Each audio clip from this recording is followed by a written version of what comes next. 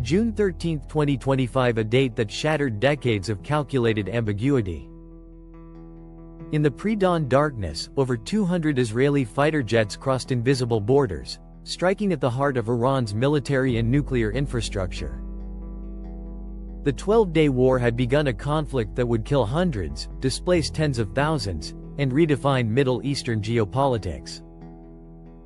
After 40 years of shadow warfare conducted through proxies and covert operations, Iran and Israel had finally stepped into direct confrontation. How did we get here? What does this mean for the future of the region? And can the fragile peace hold? To understand this conflict, we must rewind to before the 1979 Iranian Revolution, when these nations were strategic allies under the Shah.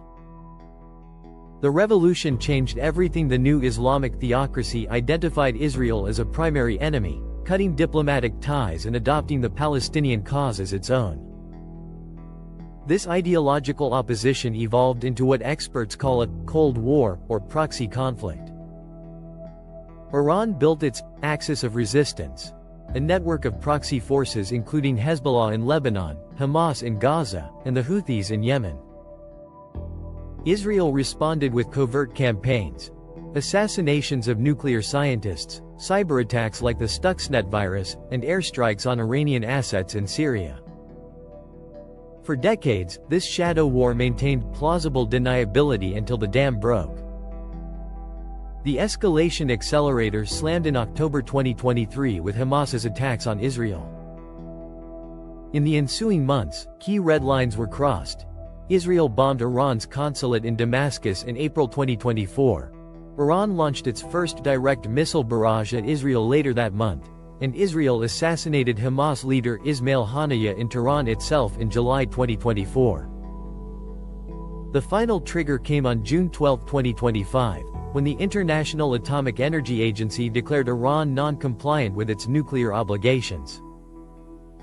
With diplomacy collapsing, Israel decided to strike. Israel's opening salvo, codenamed Rising Lion, targeted over 100 sites, nuclear facilities, military bases, air defenses, and the assassinations of senior military leaders and nuclear scientists. Iran retaliated with over 550 ballistic missiles and 1,000 suicide drones, hitting population centers, a hospital, and critical infrastructure. The United States entered the fray on June 22, using B-2 Spirit bombers with bunker-buster munitions on Iran's nuclear facilities at Natanz, Fordow, and Isfahan. The human cost was stark. Approximately 610 Iranians killed, including civilians, versus 28 Israelis killed.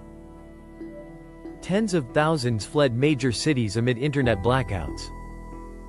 As one Iranian evacuee, Zian, described the panic, the fear of not knowing whether you'll ever return to your home or not. You have to leave your city with 1,000 worries.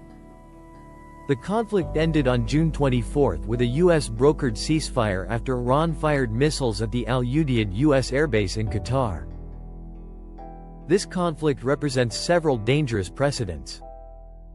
Militarily, it demonstrated Israel's ability to penetrate deep into Iranian airspace despite its sophisticated defenses.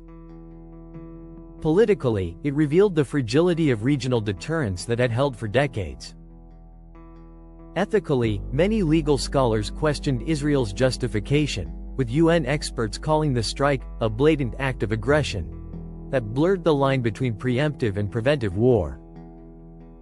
The nuclear dimension remains particularly troubling. While Israel claimed it significantly degraded Iran's program, estimates suggest the setback was only 1 to 2 years, ironically, similar to what the 2015 nuclear deal achieved without a single shot being fired. Meanwhile, Iran's 400 kilograms of highly enriched uranium, enough for several nuclear weapons, remains unaccounted for, with IAEA monitoring now restricted. Looking forward, the region faces a precarious new normal. Gulf states like Saudi Arabia and Qatar are deeply rattled if Israel can strike Iran this effectively. Their own security calculations have fundamentally changed. Many are now hedging their security partnerships beyond the United States. The conflict also demonstrated Iran's caution. Notably, It did not fully mobilize its proxy networks like Hezbollah, suggesting preparation for a longer war of attrition.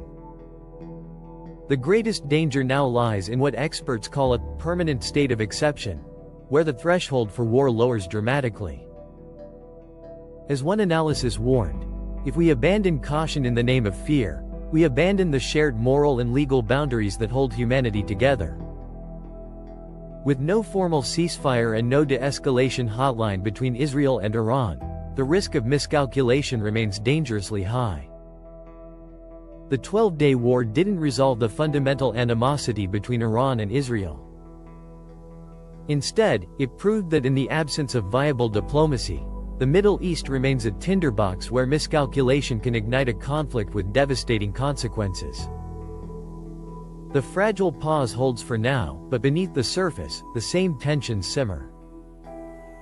The question is no longer if these nations will conflict again, but when and whether the next time, the world will be so fortunate to see only 12 days of war.